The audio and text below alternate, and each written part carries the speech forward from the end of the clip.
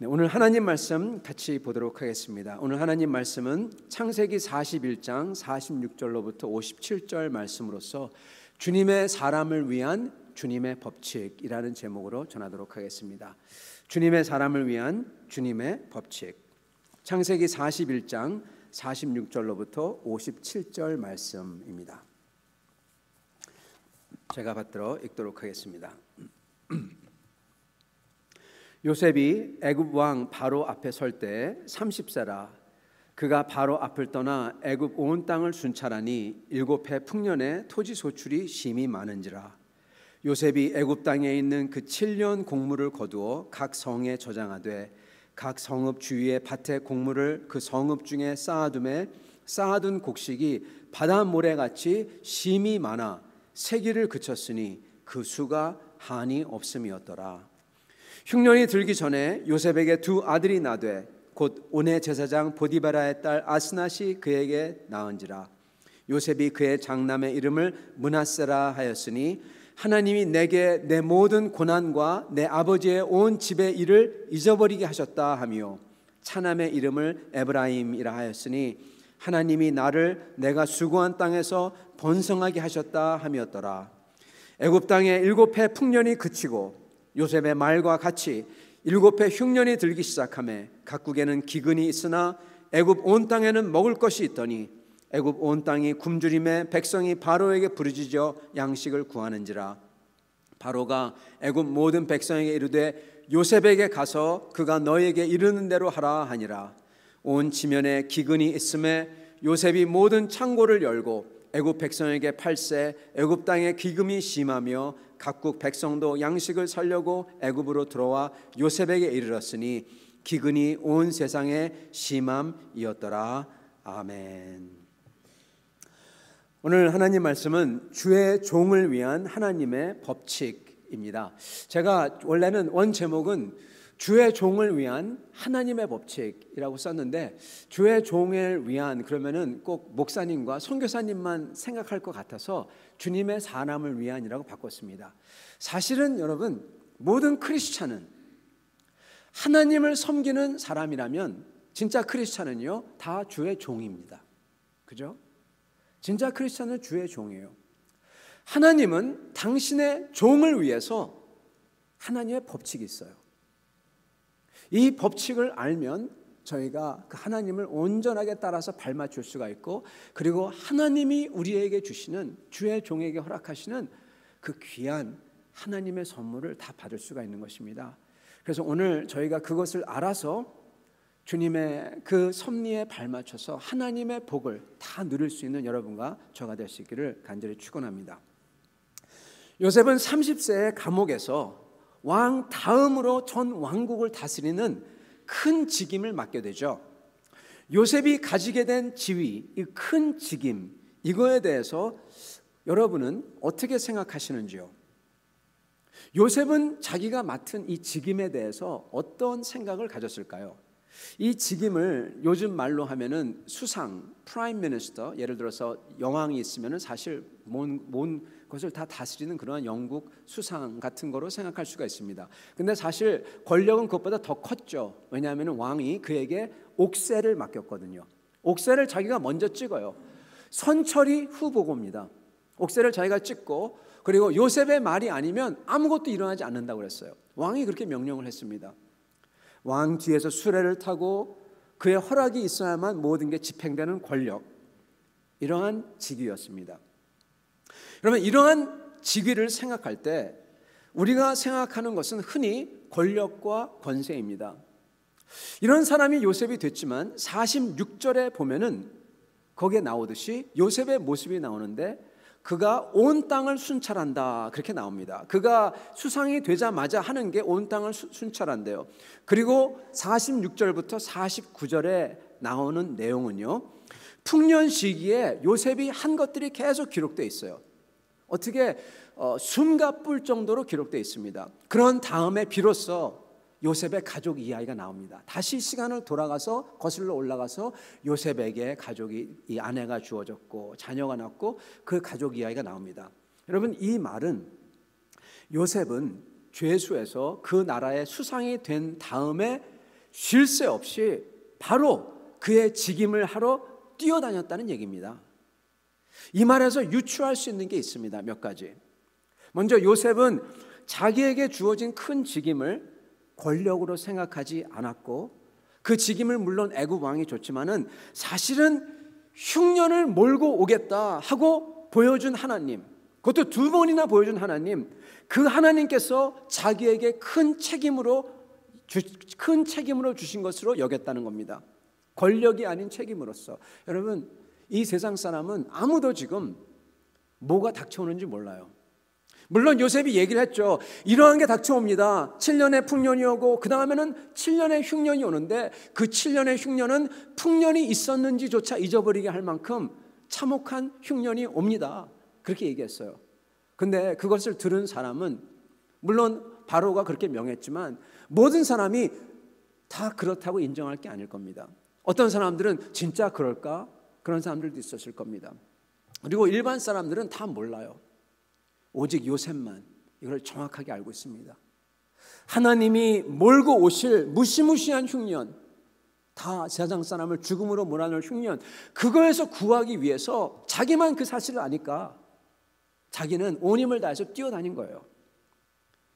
성도 여러분, 요셉은 즉 자기를 흉년에서 구해내는 일을 감당해야 되는 구원하는 사역을 맡은 사람, 영어로 얘기하면 미니스트리를 맡은 미니스터, 목자로 여겼다는 겁니다. 자기 자신의 시각을.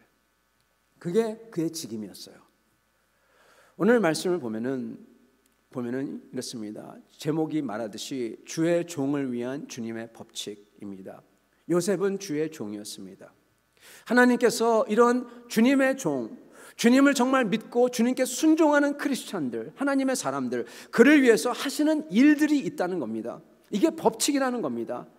요셉 이야기는 사실은 모든 잘못된 게 바로잡히는 이야기, 단순히 권선징악을 넘어서는 회복과 보응의 이야기이고, 그런 이야기의 모체입니다. 이 세상의 모든 이야기를 통틀어서 이 요셉의 이야기만큼 회복과 전화 위복의 이야기가 없어요. 그리고 이거는 더 중요한 것은, 이건 이야기가 아니라 사실은 하나님이 실제로 하신 역사라는 거예요. 역사라는 거예요. 하나님이 행하신 그 역사에 대한 간증과 증언이 오늘 이야기라는 겁니다. 증언, 이게 무슨 뜻입니까? 증언을 받는 우리에게 책임이 있다는 겁니다. 이것을 듣는 사람은 이 증언이 저희에게 기회이고 또한 책임이라는 겁니다. 우리도 이렇게 해야 하는 책임이고, 그리고 이렇게 함으로써 우리도 기회를 붙잡을 수 있는 찬스라는 거예요. 이 증언의 핵심은 만유의 주 하나님께서, 이 세상을 모든 것을 다스리는 하나님께서 당신의 종을 위해서 역사를 하시는데 거기에 방법이 있다, 법칙이 있다, 이겁니다. 우리가 하나님의 종이라면 이 법칙을 알아야겠습니다. 왜냐하면 이 법칙을 알면 저희는 살아요. 다 죽을 때도 살아요. 우리가 이 법칙을 알면은요, 남들은 마귀가 오는 사자처럼 달려드는데 세상 사람들 그것도 모르고 흥청망청 좋다고 먹고 마시자 하고, 연말이라면 더하죠. 마귀가 그렇게 우는 사자같이 달려드는데 거기에 흔들려가지고 싸우고 다투고 실망하고 막말하고, 그러한 마귀 때문에 포기하고 낙심하고, 그럴 때 하나님께서 당신의 종에게 향한 법칙을 아는 사람들은 오히려 그럴 때일수록 여러분, 하나님의 위로의 역사가 임하는 시기가 가까이 있구나 하고 알고 오히려 정신 차리고 생각과 말을 조심하고 우리의 영이 깨어서 성령의 힘으로 마귀를 대적해서 이기는 겁니다. 주님의 뜻을 이루는 겁니다. 여러분, 진짜 그렇습니다. 어려우면 어려워질수록, 그리고 어떻게 보면은 힘들수록, 어떻게 보면은 요셉의 이야기를 가만히 살펴봐도 하나님의 그 위로의 때가 더 가까워졌다는 것입니다. 여러분, 신약 성경에서 누누이 얘기하죠. 어려울수록 주님의 때가 더 가까웠나니, 반복해서 말씀하십니다. 진짜 그렇습니다. 하나님의 종된 사람들은 하나님의 법칙을 알 때 오히려 어려울수록 모든 것을 인내하며 믿으며 소망하며 바라며 주를 사랑하여서, 그렇기 때문에 차분히 준비해가지고 끝이 임할 때 모든 것 위에 승리하는 겁니다. 이게 주님이 원하시는 거예요. 그리고 이게 요셉이고요. 그리고 이게 우리야 돼야 된다는 것입니다. 주를 믿고 사랑해서 차분히 준비해서 끝에 승리하는 성도들. 그렇다면 우리가 알아야 하는 이 하나님의 법칙, 우리 자신을 남다른 눈으로 보게 하고 우리의 인생을, 우리가 당한 처한 환경을 사람들과, 보통 사람들과 다른 눈으로 보고 그리고 살게 할 그 법칙은 과연 무엇일까요? 오늘 요셉의 삶의 이야기를 보면요, 하나님의 법칙 3가지가 나옵니다. 오늘은 2개를 여러분과 같이 나누도록 하겠습니다. 여러분, 첫째 법칙은 무엇이냐면 하나님께서는 당신의 종을 준비시키시고 훈련시키신다라는 것입니다. 하나님께서는 반드시 하나님의 나라를 위해서, 그리고 하나님의 사역을 위해서 당신의 종을 준비시키세요. 그리고 준비시키시기 위해서는 훈련시키십니다. 그리고 훈련시키시는 방법은 점점 어려워지는 상황과 그에 맞는 더 큰 책임을 통해서입니다. 그럼 봐보세요. 하나님께서 요셉을 통해서 이스라엘을 구하시고 그리고 세상을 구하실 계획이 있었습니다. 그래서 하나님은 처음부터 요셉을 애굽으로 데려오려고 계획이 있으셨어요. 애굽으로 데려오십니다. 그리고 노예로 팔려가게 하세요. 아, 훈련시키시는구나. 오케이. 보디발의 집에 갑니다. 그래서 1달 정도 훈련, 좀 길으면 1년 정도 훈련, 좀 고생 좀 하고 배우게 해서 이제 왕궁으로 데려가시면 될 것 같은데 하나님은 그렇게 안 하신다는 겁니다. 우리 생각에는 길게 잡아 1년, 2년, 3년 정도 하고 이제 바로 왕궁으로 데려가시지 않을까? 아니요. 하나님께서는 노예로 11년 동안 살게 하세요. 우리 한국말에 10년이면 강산이 변한다, 그런 말이 있죠. 여러분, 강산이 변해요. 요셉이 쉽게 얘기하면은 완전히 변한다는 겁니다. 11년 살게 하세요. 그만하면 될 것 같은데 그 포인트에서 더 떨어뜨리세요. 요셉이 보디발의 아내의 위증으로서, 무고한 요셉을 위증으로서 거짓말로 고발해가지고 정말 억울하게 그로 하여금 감옥에 가게 합니다. 거기서 우리가 알다시피 2년 동안 있죠. 근데 여러분, 그 2년, 그거 2년 아니에요. 우리가 흔히 생각하는 건 2년을 생각하죠. 감옥에서는 여러분 연수가 무의미합니다. 왜냐하면은 하루가 일주일 같고, 일주일이 한 달 같고, 한 달이 몇 년 같거든요. 사실은 억울하게 언제 나갈지 소망이 아무것도 없는데 거기서는 여러분 시간이 단위가 질량이 달라지는 겁니다. 억울하게 감옥에 감으로 함으로써 그의 희망마저 산산조각 내놓으십니다. 억울하고 나갈 희망을 가질 어떤 사인도 보이지 않고 그 상태에서 있게 하세요. 거진 forever 같은 시간을. 그러면서 하나님께서는 요셉에게 물으시는 겁니다. 너는 거기서도 나를 믿고 의지하고 기뻐하겠느냐? 거기서도 나와 대화하며 내 목소리에 청종하겠느냐? 하나님이 그걸 테스트하는 거예요. 가르치는 겁니다. 이것을 forever 같은, 영원 같은 2년 동안 한 다음에야 하나님이 쓰셨다는 겁니다. A.W. 토저, 그 Pursuit of God라는 책이 있습니다. 꼭 한번 읽어보시기 바랍니다. Pursuit of God. 이분이 그 책에서 이렇게 쓰십니다. 사람들을 성도로 만들기 위해서 하나님께서는 망치와 정과 끌을 사용하신다. 망치, 그리고 정, 뾰족한 거죠. 끌, 막 긁는 거죠. 그 사람이, 그 성도가 크게 아픔과 고난을 당하지 않고서는 하나님께서 쓰실 수 있는 자가 되기 힘들다. 쉽지 않은 말씀입니다. A.W. 토저 그분이 얘기하는 것은 우리가 큰 아픔과 고난을 당해서야 비로소 하나님이 쓰실 만한 사람이 된다는 겁니다. 여러분, 주님은 당신을 섬기기 위해서 우리를 하나님께서 준비하는 학교에 보내세요. 어떤 학교입니까? 고난과 기다림의 학교예요.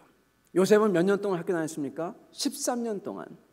그리고 그 끝에 2년은 말씀드린 것처럼 그거는 2년이라는 건 무의미하다고 했죠. 모세는 몇 년 동안 학교 다니는지 아시죠? 40년 동안 애굽에서, 그런 다음에 미디안 광야에서 40년 추가 더, 대학원에다가 포다까지 다 보내셨어요, 하나님께서. 여러분, 우리도 마찬가지입니다. 우리가 하나님의 사람이라면, 주의 종이라면 하나님께서는 이렇게 훈련시킨다는 거예요. 이걸 임할 때, 이런 게 있을 때 우리가 이걸 이상하게 여기면 안 된다는 겁니다. 이상하게 생각하지 말고 그러한 순간에 우리는 요셉과 모세처럼, 주님의 종들처럼 우리도 정확하게 그 가운데에서, 기쁠 때가 아니라 힘든 훈련 가운데에서, 여러분 쉬우면 훈련이 아니잖아요. 거기서 그 가운데에서 믿음과 인내, 그러면서 기쁨을 얻는 방법을 알아야 된다는 거예요. 거기서 그 어려운 가운데서 하나님을 찾아서 알아야 되고요, 거기서 회개하고 새롭게 돼야 되고요, 거기서 거룩을 쫓는 사람이 돼야 되고요, 그리고 그 가운데에서 거기서 기쁨과 소망을 가지게 돼야 됩니다. 그래서 그 상황과 세상을 이겨내는 그러한 레슨을 받은 하나님의 종이 되어야 되는 겁니다. 하나님께서는 이러한 사람이 되기를 원하신다는 거예요. 저희가 그렇기 때문에 어려움을 당할 때 우리의 태도와 자세가, 마음의 자세가 굉장히 중요합니다. 어떠한 태도와 마음의 자세를 가져야 할까? 여러분, 저희가 몇 주 전에 그 세옹지마에 대해서 말씀을 드렸습니다. 세옹지마는 아시다시피 그 노인에게 말이 있었는데 말이 도망하고, 그리고 말이 다른 말들을 가져오고, 아들이 탔다가 다리가 부러지고, 뭐 그런 이야기죠. 여러분, 그 세옹지마에 나오는 그 노인의 태도를 한번 봐보세요. 그 노인의 태도는 여러분 스토이시즘입니다. 그러니까 이 서구 말로 얘기하면 스토익 철학이에요. 무슨 얘기냐? 무념무상. 아무것도 놀라지도 않고 그렇다고 슬퍼하지도 않고 그렇게 한다는 겁니다. 불교 철학에 가깝죠. 우리도 그래야 할까? 그게 우리의 자세야 될까? 여러분, 모든 거 당할 때 그걸 이기는데 세상은 그렇게 해요. 크리스천은 어떻게 해야 되냐? 여러분, 그거 아닙니다. 그것과 반대인 것입니다. 저희가 해야 되는 건요, 적극적 찬양과 감사입니다. 적극적인 찬양과 감사, 그 차이입니다. 그렇게 오히려 무념무상이 아니라 그 가운데에서 적극적으로 찬양하고 감사하며 나아갈 때 그런 사람에게는 그냥 세옹지마 정도가 아니라 그것을 뚫고 나가는 은혜를 주시는 겁니다. 왜요? 하나님이 살아계시기에. 하나님이 살아계시기에. 여러분, 저희는 이러기 위해서는 해야 될 게 있어요. 뭐 해야 되냐? 우리가 결과에 대한 집착을 버려야 돼요. 비교 버려야 됩니다. 여러분, 진짜 그렇습니다. 결과에 대한 집착을 가지고 있고 비교를 하면요, 이거 못합니다. 여러분, 요셉은 13년 동안 이 학교를 다녔어요. 모세는 80년 동안. 모세가 요셉에게 그럴 수 있습니다. 천국 가서, 아니 하나님, 왜 나는 80년이니까 이 친구는 13년만 했는데. 비교할 필요 없어요. 그죠? 모세는 그게 필요했어요. 여러분, 야곱은 몇 년 한 줄 아시죠? 평생입니다. 왜요? 야곱은 맨 끝에 가서야 비로소 배우거든요. 야곱은 평생입니다. 저희는 비교할 수가 없는 것입니다. 이룬 것도 다 다릅니다. 요셉은 세상을 살리는 역할을 했고, 모세는 이스라엘을 살렸고, 야곱은 뭐 했죠? 자기만 살립니다. 자기만 살려요. 근데 하나님은 당신을 뭐라고 부르시죠? 아브라함의 하나님, 이삭의 하나님, 그리고 야곱의 하나님. 내 사랑하는 종 야곱아, 이사야서 41장, 두려워하지 말라. 내가 너를 지명하여 불렀다. 내가 너를 미워하지 아니하고 너를 버리지 아니하였다. 참으로 내가 너를 붙들리라. 나의 의로운 손으로 나의 종을 붙들리라. 아멘. 이렇게 야곱에게 얘기하세요. 여러분, 하나님이 보시기에 그 이룬 업적 뭐 이런 거 이게 아니라는 거예요. 여러분, 저희도 저희 자녀를 볼 때 그렇지 않습니까? 그러면 공부 잘하고 뭘 잘하고 많이 이루고 이러한 자녀를 더 많이 사랑하냐? 아니요. 오히려 그게 안 돼서 힘들어하는 자녀, 그에게 저희 마음이 더 애틋하고 그가 어떻게 하나 관심이 가고. 하나님께서는 여러분 인간이 보는 것과 다르게 보는 것입니다. 하나님께서는 각자에게 넘어야 되는 허들을 다 주시는데 그게 다 차이가 있고 다르지만 근데 그 허들은 남이 어떻게 보든지 상관없이 그 사람에게는, 그 개인에게는, 그 본인에게는 다 정말 큰 거예요. 어려운 거예요. 그걸 넘기 위해서는 뭘 해야 되냐? 하나님을 믿어야만 돼요. 살아계신 하나님을 만나야만 돼요. 하나님이 도와줘야지만 그 허들을 넘을 수 있는 겁니다. 이걸 이뤄야 되는 거고 그걸 이루면은 되는 거예요. 하나님께서 되는 거예요. 앞에서, 하나님 앞에서. 우리 주님이 그러셨지 않습니까? 성전에 어떠한 부자가 돈 뭉치들을 들고 와서 쩔렁이 메고 왔다가 턱 내려놓습니다. 하나님 앞에 서서 손을 들고 기도를 합니다. 근데 어떠한 과부가 아무도 보지 못하게 조심하게, 보면은 창피하니까 랩돈 하나를 가져와서 넣습니다. 울면서. 여러분, 주님께서는 그 과부가 저 부자보다 더 많이 드렸다, 그렇게 말씀하시지 않습니까? 하나님께서 보시는 가치는 저의 가치와 완전히 다르다는 겁니다. 하나님 앞에서는 큰 것과 작은 게 다른 것입니다. 그러니 저희가 결과와 비교에 연연치 말고 나아가면 되는 것입니다. 하나님이 그걸 원하세요. 그걸 버려면, 그거에 연연치 아니하면 비로소 이제 보이기 시작해요. 저희가 하나님의 학교에서 고난이 점점 더 심해질 때 저희는 믿음과 소망을 가지고 주께 나아가 더욱더 온전하게 되려고 노력해야 하는 것입니다. 왜냐하면 점점 더 어려워질 때, 노예에서 감옥으로 들어갈 때, 주님께서 나를 학교에 넣으셨고 이제 얼마 남지 않았구나 하고 알아야 되기 때문입니다. 저희가 못 배우냐 배우냐에 따라서 졸업 시기가 정해지는 거죠. 이러한 마음을 가져야 될 것입니다. 두 번째 하나님의 법칙이 있습니다. 두 번째 하나님의 법칙은 하나님께서는 당신의 종을 위해서 공급하시고 채우시고 보응하셔서 그 종의 마음을 위로하십니다. 두 번째 법칙입니다. 하나님께서 고난이 점점 심해지는 학교에 넣으세요.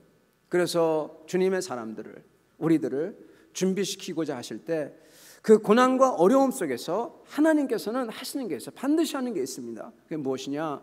그의 마음을 위로해 주세요. 그의 마음을 위로해 주세요. 여러분, 하나님이 먼저 공급하십니다. 필요한 걸 채워주세요. 정말 필요하고 그럴 때 하나님이 엘리야에게, 하나님께서는 까마귀를 보내서 필요한 걸 채워주시지, 하나님 채워주세요. 그리고 그의 마음을 위로하십니다. 반드시. 이게 두 번째 법칙이에요. 얼마나 감사한지 모릅니다. 가장 어려울 때, 또 어려움이 일어날 것 같을 때 저희가 눈을 들어 살펴보면 하나님께서 공급하시고 하나님께서 역사하는 게 보이는 것입니다. 어려움이 일어난 것 같아요. 가만히 살펴보니까 그 어려움이 있는데 또 어려움이 일어나는데 살펴보니까 이 작은 어려움과 악을 통하여서 오히려 더 큰 악과 어려움을 막으시는 거더라고요. 그 가운데에서도 물론 어려움이 계속되지만 하나님은 마음을 위로하는 역사를 하십니다. 위로가 되면요, 힘들어도 괜찮아요. 힘차게 나갈 수가 있어요. 마음의 위로가 되면, 마음이 중요하거든요. 왜냐하면 하나님이 나와 함께 계시고 그리고 나를 위하시고 나의 하나님이 되시다는 걸 알면은 힘들지가 않은 것입니다. 우리 좋으신 하나님께서는 당신의 종을, 순종하는 종을 반드시 이렇게 위로하십니다. 아멘. 아멘. 네, 진짜 그래요. 여러분, 이스라엘이요 40년 동안 봐보세요. 광야를 지나는데 돌에서 물이 나오게 하세요. 맨 하늘에서 음식이 떨어지게 하세요. 여러분, 이거는 하나님이 광야에서, 먹을 거 없는 광야에서 공급하셨다, 채우셨다, 그것도 있지만 이거는 단순한 공급의 차원을 넘어서는 얘기입니다. 이거는 사인입니다. 여러분, 돌에서 어떻게 물이 나와요? 흙에서는 나오죠. 땅에서는 나오지만 돌에서 어떻게 물이 나와요? 안 나와요. 맨 하늘에서 어떻게 음식이 떨어져요? 안 떨어집니다. 여러분, 사인인 거예요. 하나님께서 내가 너와 함께 있다 보여주는 사인인 겁니다. 요셉도 그 고난을 한 다음에 하나님께서 그를 위로하시는데 아내를 주십니다. 자녀를 주십니다. 가족을 주십니다. 가장 큰 선물이죠. 외국인이고 노예였고 싱글이었고 외로운 요셉, 그에게 가장 좋은 선물을 주신 거죠. 공급하고 다 채우신 거죠. 근데 가만히 보면은 이것도 공급하는 차원을 넘어선 역사예요. 왜냐하면은 요셉이 자기 아들들의 이름을 짓는데 그 아들들의 이름을 딱 보면은 요셉이 뭘 느끼는지, 요셉의 마음속에 뭐가 일어나는지 딱 알 수가 있어요. 첫 번째 아들 뭐라고 합니까? 므낫세. 무슨 뜻입니까? 내가 내 고생과 옛 아버지의 집의 일들을 잊어버리게 하셨다. 과거의 아픔을 다 잊어버렸다는 겁니다. 과거에 그 아팠던 것, 모든 그런 아팠던 것, 억울함, 괴로움, 버림받음, 그 고생, 이거 다 잊어버렸다.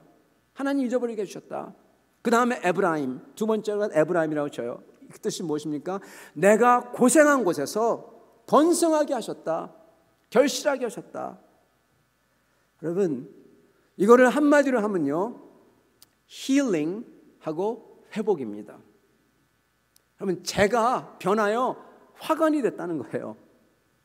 요셉의 마음을 흡족하게 위로하셨다는 것입니다. 하나님께서는 그를 순종하는 종을 어렵지만 그 어려움 가운데서 이렇게 하나님 위로하십니다. 공급하시고 거기다 하나님이 더하시는 게 하나 더 있어요. 그를 위해서 보응하십니다. 보응. 여러분, 보응이라는 뜻은요, 갚아주는 겁니다. 마치 복수나 이런 이 보복과하고도 비슷한 개념인데, 보복은 내가 하는 거고 보응은 하나님께서 해주시는 거예요. 근데 그 보응에서는 꼭 다른 사람이 나쁘게 된다, 그것보다는 보응의 가장 기본적인 뜻은 내가 억울한데 나의 의를 드러내주는 거예요. 내가 고개를 떨궜는데 모든 사람들 앞에서 이 사람이 옳다 하고 들어주시는 겁니다. 재판대 앞에서. 그게 보응입니다. 손을 들어주는 거죠. 억울함을 풀어주는 거죠. 여러분, 하나님께서는 요셉을 보응해 주세요. 여러분, 요셉이 꿨던, 요셉이 해몽했던 그 꿈이 이루어져요. 성도 여러분, 우리는 그냥 꿈이 이루어지겠지 생각하는데 제가 볼 때는 그렇지 않습니다. 사람이 다 의심했을 거예요. 진짜 그래? 저 노예가 뭐를 알아? 그 꿈이 이루어져요. 7년 동안 정말 셀 수 없을 정도의 풍년이 일어나요. 그리고 7년이 끝나자마자 흉년이 찾아옵니다. 모든 사람들 앞에서 요셉을 들어주세요. 이 사람은 나의 종이다. 나의 사랑하는 종이다. 여러분, 하나님께서는 그렇게 해주시는 거예요. 보응해 주십니다. 두 번째는 하나님께서는 그를 복 가운데 살게 하세요. 생명을 주십니다. 그래서 보응하세요. 제가 그림을 한번 그려보겠습니다. 여러분, 스크린 두 개를 생각해 보세요. 한편에는 가나안, 한편은 애굽. 요셉의 애굽이죠. 가나안에는 누가 있습니까? 거기에는 아버지가 있고, 아버지 야곱이 있고, 그리고 자기의 형제들이 있습니다. 여러분, 형제들 잘 살고 있고, 요셉이 없어졌으니까 좋죠. 잘 살고 있고 편하고 안전하고, 그죠?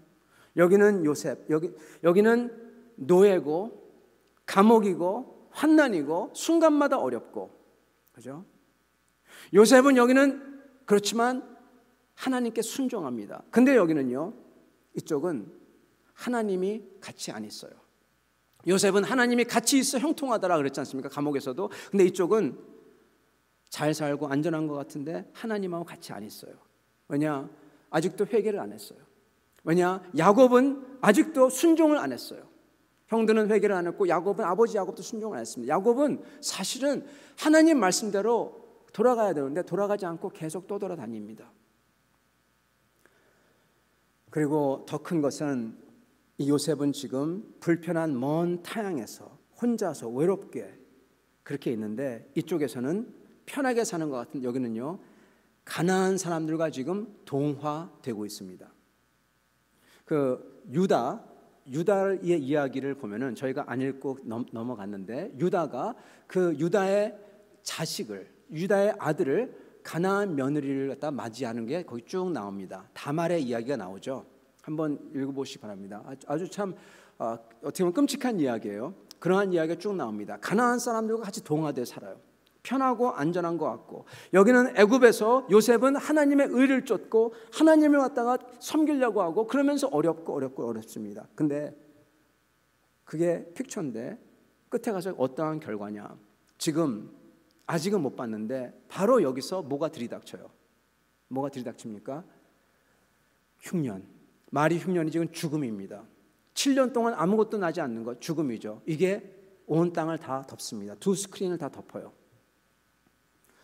이 사람들은 여러분, 자기는 잘 살고 안전하고 그랬다고 생각하지만 지금 죽음을 향해서 치닫고 가고 있었어요. 모르죠. 근데 죽음을 향해서 가고 있었던 겁니다. 말 그대로 굶어 죽을 인생들이었어요. 여기는 요셉. 이 사람은 고생한 것 같지만 이 사람의 길은 생명과 복의 길이었던 겁니다. 요셉으로 인해서 이 사람들이 살아나죠. 여러분, 안전한 게 아니라는 겁니다. 복되라고 생각하는 게 복되지 않을 수도 있다는 것입니다. 중요한 것은 끝에 가서 하나님 앞에서 어떠한가. 끝에 가서 웃는 자가 승자죠. 그가 요셉입니다. 하나님께서는 순종한 그의 종을 보응하세요. 끝에 가서는 다 뒤집어 버리세요. 요셉이 올라갑니다. 고개를 드십니다. 반드시 그러십니다.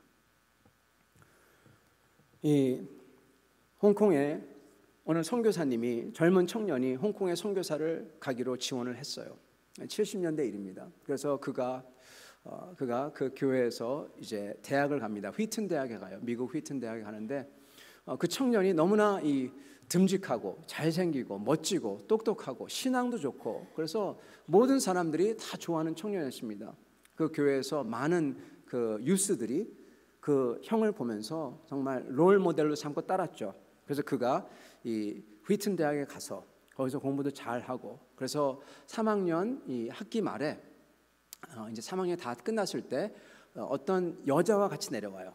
어떤 자매와 같이 내려오는데 그 자매도 아주 참 아름답고 신앙이 좋은 자매입니다. 그래서 서로 엔게이지 했다고, 약혼했다고 목사님을 보러 온 거예요.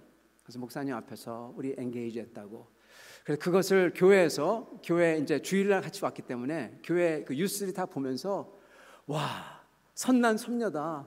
정말 멋있는 형에게 정말 아름다운 그러한 분이 생겼다. 와, 너무나 잘 맞는다. 막 이제 그런 겁니다. 너무나 아름다운 거예요. 그래서 다 부러움의 대상이었어요. 자, 그래서 이제 다시 이 브레이크가 끝나고 다시 이제 학교로 갔습니다. 그런 다음에 4학년 1학기 끝나고 나서 그 목사님을 찾아옵니다. 그 형제가 하는 말이 와가지고 그 목사님의 앞에서 그냥 얘기 안 하고 그냥 엉엉 웁니다. 왜 우냐 알아보니까 이 자매가 하는 말이, 당신은 홍콩에 가겠다고 하는데 나는 홍콩에 죽어도 가지 못한다. 나는 선교 못 간다. 나 선택하든지 홍콩을 선택하든지 둘 중 하나 선택해라. 그런 거예요. 그래서 그 형제는 하나님이 내가 홍콩에 가기를 원하신다. 나를 불렀다. 확신이 있으니까 하나님이 나를 불렀어. 그러니까 그 여자분이 그러면은 미안하다 하고 반지를 빼고 놓고 나갔다는 겁니다. 그래서 와서 목사님 앞에서 엉엉 울면서, 슬프죠. 그런 다음에 그 형제는 그 다음 학기를 마치고 나서 홍콩에 갑니다. 혼자서. 그래서 5년 동안 선교 사역을 해요. 근데 5년 동안 그 목사님에게는 여비서가 있었어요. 여비서가 있었는데 5년 동안 목사님이 준비해놨다가 다시 5년 끝나서 다시 돌아왔을 때 그 두 분을 함께 만나게 해줍니다. 사실은 이 남자분에게는 그 여비서가 전혀 눈에 안 보였어요. 근데 홍콩에 가서 주님을 섬기고 선교 사역을 하다가 와서 보니까 이제 눈이 다르게 보이는 거예요. 그 자매가 이쁘게 보이고 그 자매도 그 형제를 사랑하고, 그래서 같이 결혼하게 됩니다. 그래서 결혼한 다음에 홍콩으로 가서 30여 년 동안 같이 사역을 합니다. 그분이 하는 말이 뭐라고 하시냐? 이렇게 얘기해요. 하나님께서 나에게 내가 그렇게 좋아하고 귀중하게 여기는 것을 가져가신 것 같았었는데 가져간 게 아니라 더 좋은 것을 주시려고 하셨다.